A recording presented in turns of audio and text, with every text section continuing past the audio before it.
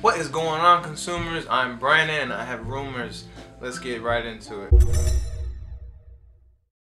Let's get right into The Division, a game that launched March 8th and has been riddled with issues since its release. And I'm talking, you on my video, literally like my last video that I did about The Division, it was literally like 2 hours after the game came out. It had problems. It's had issues ever since then. So there are glitches in the game.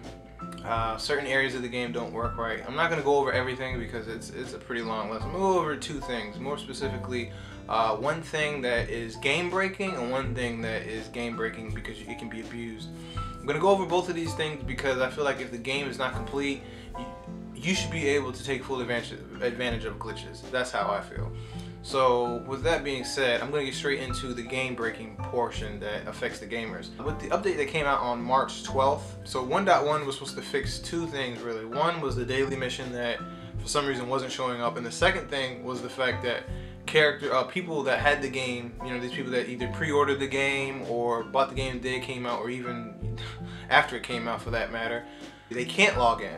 As soon as they try to get in, they get this screen that says they can't get into the game, and they're just stuck with that. So they had to deal with that for 2 weeks. So these people are finally able to get into the game, but the new issue is the fact that when they log in, their characters are instantly deleted, which is unforgivable. I mean, whenever you have a game that's all about grinding and the RPG aspect and, you know, going out and getting yours, to build yours, to separate yours from the other, you know, including the difficulty that's in that task alone, not to mention the amount of time that you have to put into that.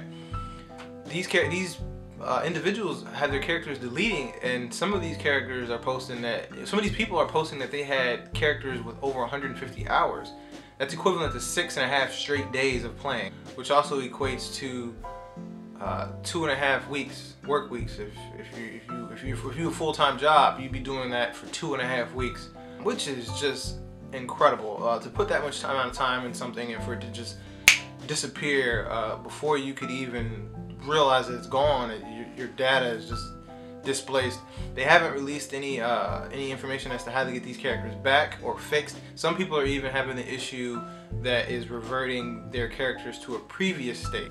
There was a similar glitch like in Grand Theft Auto that kept refreshing or deleting characters when that game first came out. That game took a year and some change to get fixed, probably longer than that.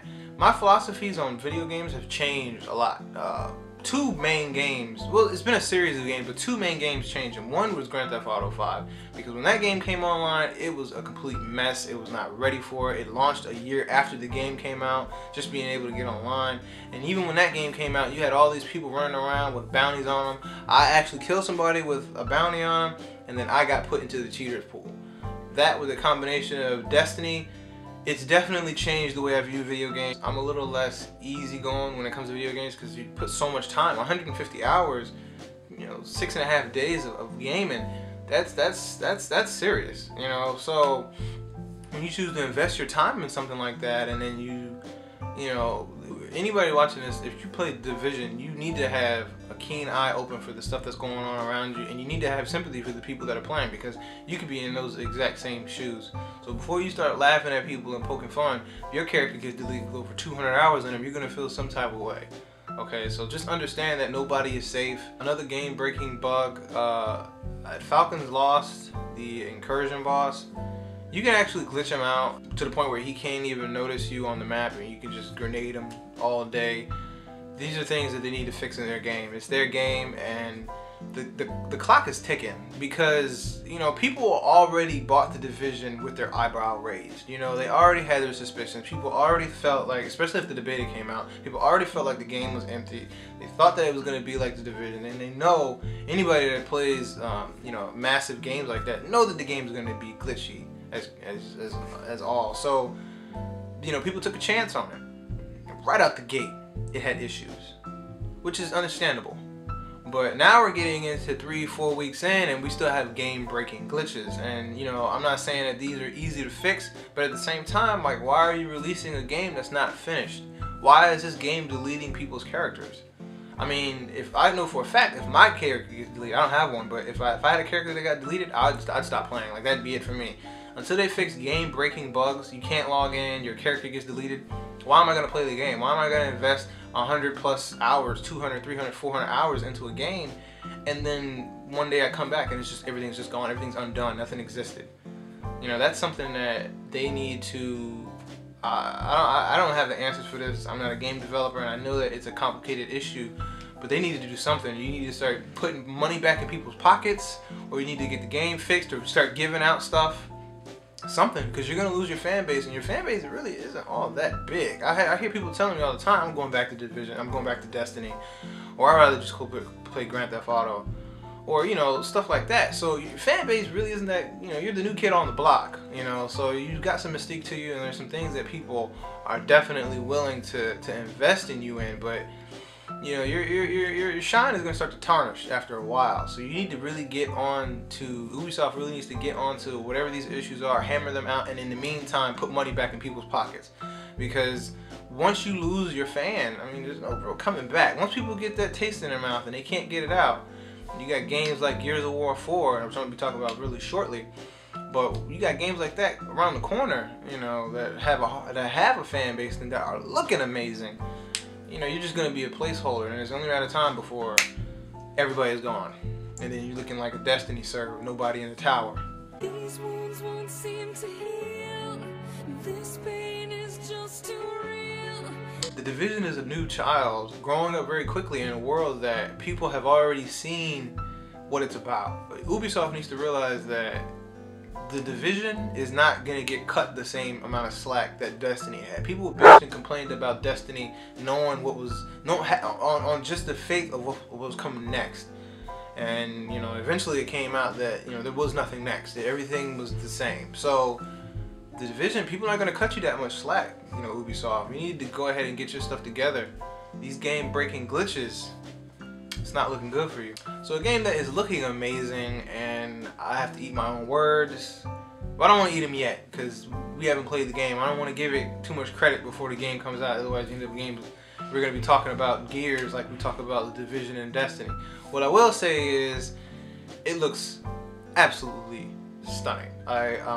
60 frames a second, 1080p, it looks locked.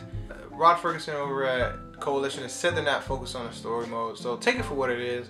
They're not Epic Games, so we can't expect for them to have the same story capabilities as Epic Games, but they do look like they look like they know what they're doing with the multiplayer, and that is what they said that they're focusing on. So when you're looking at the game, you kind of gotta look at it as this is the best capability for the game, because they're not focused on story mode, which sucks to me because I actually like the story of Gears of War.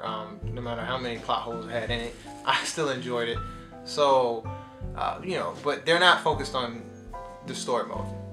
What they are focused on is multiplayer, and it looks fantastic, so we have that to look forward to. But there are microtransactions in Gears of War. I mean, and if I'm not mistaken, microtransactions started with Gears of War 3.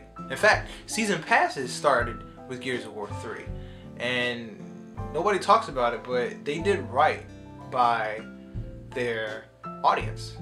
They did right by them. They put out a season pass that told you what you were getting, and each one was better than the next, and I don't think it cost that much. I think it was like 30 bucks. They also had it so that you could buy guns and skins for your guns and stuff. They were the first ones to do that, and I felt like they did it correctly. But back to Gears of War 4, there are microtransactions. So, you know, hey, before you get your pitchforks out and your toilet paper ready to TP some homes, you should know that they are allowing you to earn whatever you could buy with the microtransactions in game. Now, this is not the only game that does that. I believe, you know, Magic the Gathering does this. NBA 2K16 does this. Those are just a couple games off the top of my head that do that. But the grind is almost to the point where it's like, I could spend an extra 20 hours doing this, or I could spend, you know, 15 bucks and take the easy way out. Remember, ultimately the power is yours. If you stop playing their game and stop paying for things, season pass and pre-ordering games before the games come out, I guarantee you a lot of these issues will start to resolve themselves.